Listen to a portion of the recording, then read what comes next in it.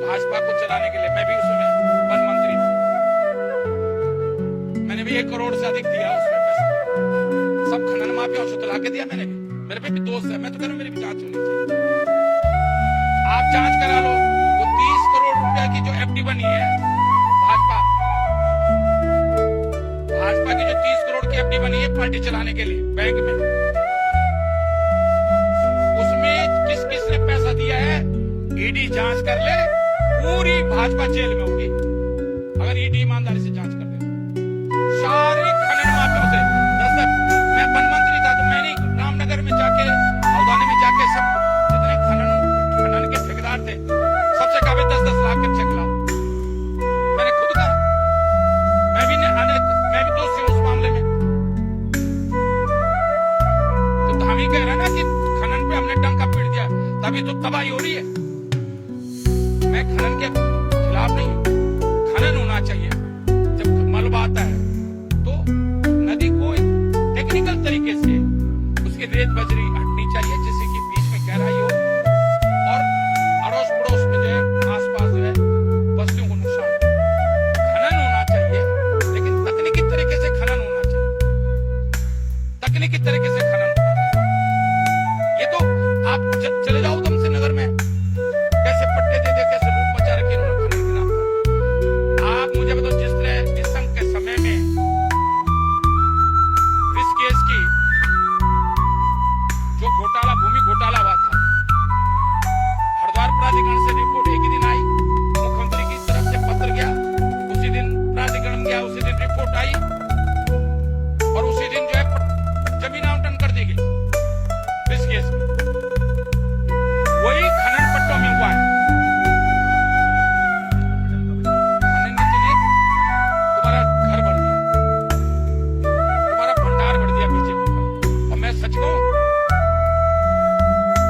जो 30 करोड़ रुपया एफडी बनी है भाजपा को चलाने के लिए, मैं भी उसमें वन मंत्री था, मैंने भी 1 करोड़ से अधिक दिया उसमें पैसा। सब खनन माफियाओं से तला के दिया मैंने। मेरे पे भी दोस्त है, मैं तो कह रहा हूं मेरी भी जांच होनी चाहिए। आप जांच करा लो। वो 30 करोड़ रुपया की जो एफडी बनी है भाजपा की जो 30 करोड़ की एफडी बनी है पार्टी चलाने के लिए बैंक में, उसमें किस किस ने पैसा दिया है ईडी जांच कर ले। पूरी भाजपा जेल में होगी अगर ईडी ईमानदारी से जांच कर ले। सारे खनन माफियाओं से मैं वन मंत्री था तो मैंने रामनगर में जाके हल्द्वानी में जाके सब जितने खनन के ठेकेदार थे सबसे कहा 10-10 लाख के चेक लाओ। मैंने खुद कहा, मैं भी दोषी हूं उस मामले में। तो हम ही कह रहे हैं ना कि खनन पे हमने डंका पीट दिया तभी तो तबाही हो रही है। मैं खनन के खिलाफ नहीं हूं, खनन होना चाहिए।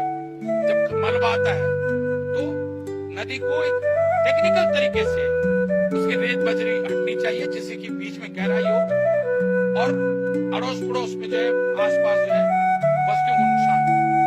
खनन होना चाहिए लेकिन तकनीकी तरीके से खनन होना चाहिए।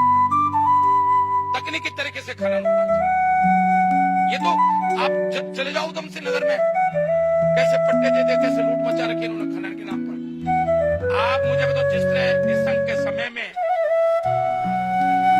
इस केस की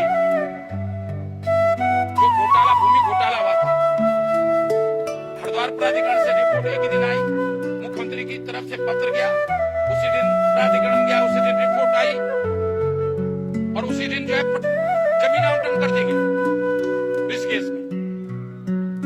वही खनन पट्टों में हुआ है। एक चीज में मतलब कई बार जब मैं सच बोलता हूं तो लोगों को तकलीफ होती है, ये मजाक होता है। देखिए, मैं जब खुद भी मंत्री था, चाहे भाजपा सरकार में मंत्री था चाहे कांग्रेस सरकार में मंत्री था, ये धोखा होता है उत्तराखंड के लोगों से।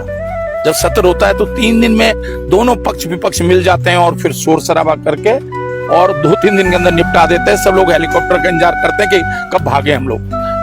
तो ये जो अच्छा है। दूसरी चीज क्या है कि मंत्रियों के लिए तो व्यवस्था हो गई, विधायकों के लिए भी व्यवस्था हो गई, लेकिन जो स्टाफ होता है, ड्राइवर है, स्टाफ है, उसके लिए कोई व्यवस्था नहीं होती है। वो लोग गाड़ियों में सोते हैं, उनके खाने की व्यवस्था नहीं होती है। और इसलिए मैं सोचता हूँ ये जो गैरसैंण के नाम पर सिर्फ धोखा दिया जा रहा है।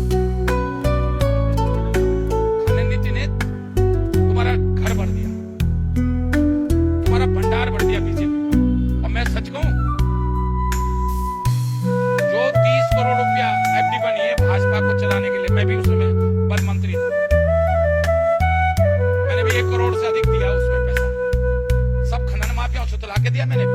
मेरे भी दोस्त है, मैं तो कह रहा हूं मेरी भी जांच होनी चाहिए। आप जांच करा लो, वो 30 करोड़ रुपए की जो एफडी बनी है भाजपा की जो 30 करोड़ की एफडी बनी है पार्टी चलाने के लिए बैंक में, उसमें किस किस ने पैसा दिया है ईडी जांच कर ले, पूरी भाजपा जेल में होगी अगर ईडी ईमानदारी से जांच कर ले। सारे खनन माफियाओं से मैं वन मंत्री था तो मैंने रामनगर में जाके, हल्द्वानी में जाके सब जितने खनन के ठेकेदार थे सबसे कहा 10-10 लाख के चेक ला। मैंने खुद कहा, मैं भी दोषी हूं उस मामले में। तो हम ही कह रहे हैं ना कि खनन पे हमने डंका पीट दिया तभी तो तबाही हो रही है। मैं खनन के खिलाफ नहीं हूं, खनन होना चाहिए। जब मलबा आता है तो नदी को टेक्निकल तरीके से उसके रेत बजरी हटनी चाहिए जिससे कि बीच में गहराई हो और अड़ोस पड़ोस में जो है आसपास जो है बस्तियों को नुकसान हो। खनन होना चाहिए लेकिन तकनीकी तरीके से खनन होना चाहिए, तकनीकी तरीके से खनन होना चाहिए। ये तो आप चले जाओ उधम से नगर में कैसे पट्टे दे दे, कैसे लूट मचा रखी उन्होंने खनन के नाम पर। आप मुझे बताओ, जिस तरह निसंग के समय में ऋषिकेश की जो घोटाला, भूमि घोटाला हुआ था, हरिद्वार प्राधिकरण से रिपोर्ट एक ही दिन आई, मुख्यमंत्री की तरफ से पत्र गया, उसी दिन प्राधिकरण गया, उसी दिन रिपोर्ट आई और उसी दिन जो है जमीन आवंटन कर दी गई ऋषिकेश में। वही खनन पट्टों में हुआ है। ऐसा ना बेटा, तुमने भी राजनीति को अभी देखा, भरत सिंह राजनीति को जिससे देखा ना, जिससे देखा है। ये 97 के बाद जब मैं उत्तर प्रदेश में 97 के बाद भी यही कर रहे थे। 97 में 98 में यही कर रहे थे लोग कि आरक्षण चलेगा। आरक्षण चाहने वाले नहीं, लोगों को भेजता है। मैंने देखो जिसके खिलाफ चुनाव लड़ा वो या तो अब इस दुनिया में नहीं है और या तो उसके बाद विधायक नहीं बना। सर मानसून सत्र के दर्शन में भाई थोड़ा पीछे होके करो। मैंने पहले भी कहा था, मैंने एक चीज में मतलब कई बार जब मैं सच बोलता हूँ तो लोगों को तकलीफ होती है, ये मजाक होता है। देखिए मैं जब खुद भी मंत्री था, चाहे भाजपा सरकार में मंत्री था चाहे कांग्रेस सरकार में मंत्री था, ये धोखा होता है उत्तराखंड के लोगों। जब सत्र होता है तो 3 दिन में दोनों पक्ष विपक्ष मिल जाते हैं और फिर शोर शराबा करके और 2-3 दिन के अंदर निपटा देते हैं। सब लोग हेलीकॉप्टर का इंतजार करते हैं कि कब भागे हम लोग। तो ये जो अच्छा, दूसरी चीज यह है कि मंत्रियों के लिए तो व्यवस्था होगी, विधायकों के लिए भी व्यवस्था होगी, लेकिन जो स्टाफ होता है, ड्राइवर है, स्टाफ है, उसके लिए कोई व्यवस्था नहीं होती है। वो लोग गाड़ियों में सोते हैं, उनके खाने की व्यवस्था नहीं होती है। और इसलिए मैं सोचता हूँ ये जो गैरसैंण के नाम पर सिर्फ धोखा दिया जा रहा है।